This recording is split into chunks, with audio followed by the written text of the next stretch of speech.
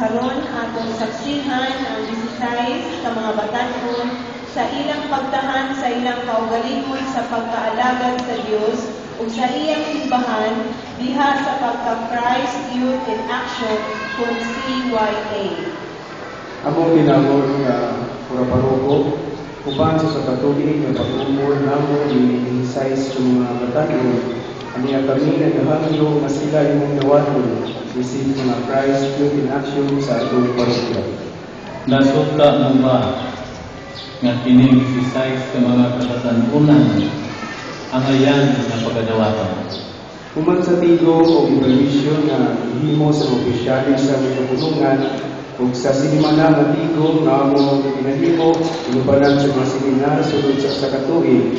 Akong naginta nga sila ang ayan nga pagkadawaton. Ug karon akong tinawag ng mga paroko, akong ipresenta kanimo ang 16 sa mga batanon nga buot magpasakop sa Christ Youth in Action sa atong parokya. Brother Luel Anglos, Brother Glenn Alinaw, Brother Genesis Adam Migan, Brother John Paul Pueblas, Brother James Michael Tumiado, Sister Inelel Alcomendras, Sister Jeselo Asindero, Sister Gemma Porungan, Sister Lily Colonia, Sister Marian Itol, Sister Naomi Puentes, Sister Luna Jane Goho, Sister Lizel Perez, Sister Cher Nebra, Sister Noreen Pavel, Sister Joyce Soriano, o Sister Pamela Sumanino. Nganong buot man kamo mo saan o mutahan sa inyong pagalingon isip sakop ng Christ Youth in Action.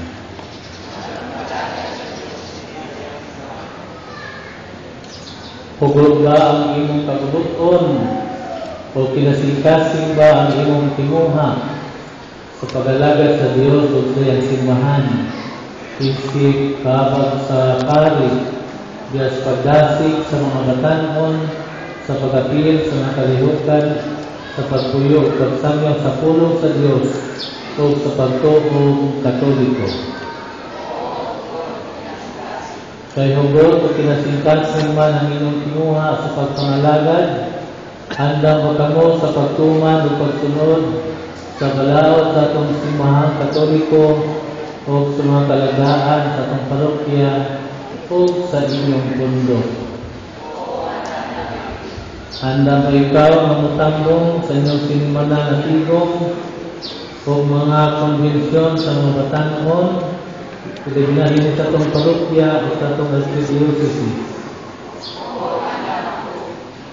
Panikamutan mo ba ang pagwalaan sa inyong kinabuhi, inaagi sa pag-ampo, pagbasa o pagpamalandong sa pulong sa Diyos, pagdawat kanunay sa mga sakramento sa Eucharistia at pagkumpisan o pagtuyok o kinabuhi na mataron. Sanglit na kinuha ang kamo sa pag-alagad kaniya, kinahanglan na magmatanayon o magmapabihon kamo o magmaligdong sa inyong kinabuhi sa tanang dapit o sa tanang panahon o higayon. Inautong ka na magpadayon kamo sa inyong maayong tinguha sa pagpahimuot sa Diyos sa pag-alagad kaniya o sa simbahan. O ang inyong mga tinguha maabot nato sa tumanan. Amen. Karon ang mga batanon moadto sa atubangan sa pura paroko aron sa pagdawat sa ilang tagsa-tagsa ka mga commitment cross nga nagsimbolo sa dakong gugma sa Dios nga ilang nadawat ug karon ilang sugdan sa pagpaambit ngadto sa katawhan sa Dios ilabi na sa mga kabatan-onan. Samtang sila magahimo niini, gihangyo ang atong choir sa pag-awit ug haong nga alawiton.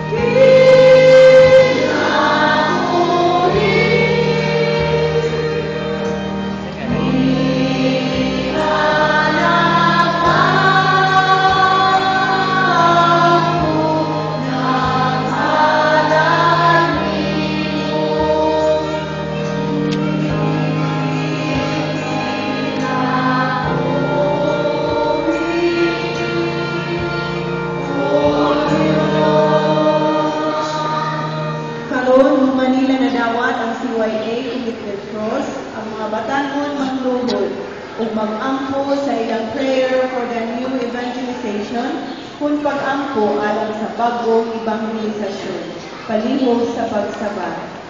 Pag-ampo alang sa bagong evangelisasyon. Amahan nga naa sa langit o Ginoo sa tanan. Muduon kami sa iyong trono. Isip mga batanong katawhan. Gitawag aron mahitipon kanimo. O aron maambit sa misyon. Sa atong manluluwas. Mag-ampo kami alang sa atong nasod. Sukuran na karon ang imong pagmanlog kanamo. Mag-ampo kami alang sa kaninaw. Ning atong yuta. Kasangkapan alang sa among mga panginahanglan. Justisya o kagawasan. Hatabi kami sa grasya sa pagdulsod. Gikan sa among tagsatagsa. Kung ilangkog nga kasalanan. Kung gada kami. Ngadto sa matuod nga pagkatabi. Si Jesus unta mao'y Ginoo. Ning nabag-o nga nasod. Mag-ampo kami. Labi na sa mga kabatanunan. Ipakusad ang imong balaang espiritu. Sama sa usa ka makusog nga hulos sa hangin. O pukawa ang kabatanunan nita. Among ihalad ang among mga kaugalingon. Pagsangyaw sa imong pulo. Sa walay pagkaluya. Diha sa matuod-anon nga pagpangalaga. Nga daghan taon-taon kabatanunan. Mutahan sa ilang kaugalingon. Alang kanimo. Ipatukod sa kabatanunan. Ang simbahan. Kung na si Jesus unta mao'y Ginoo. Ini na bago ng henerasyon. Ini ang pangayo. Inaagi ni Kristo. Among Ginoo. Amen. Mag-ampo kita. O Ginoong Jesucristo, kahayag sa kalibutan, kayabit kami imong mga kabatanunan, aron maglakaw sila kanunay sa aral ng masana, sa walay pagsipat sa matuloy nga agyanan. Hali nga ang siga sa gugma, diha silang kasing-kasing, aron magsulat kanimo kanunay, mahigugma kanimo sa walay katapusan. Pinahangin ni Pangayo, pinahangin ni Kristo na ang Ginoo. Amen.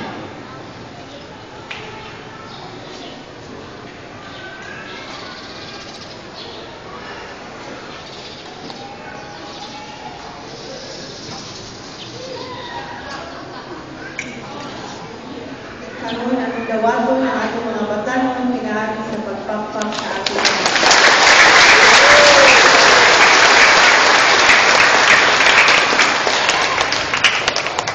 Palihog o lingkod alang sa mga pasalamat o pahibalo.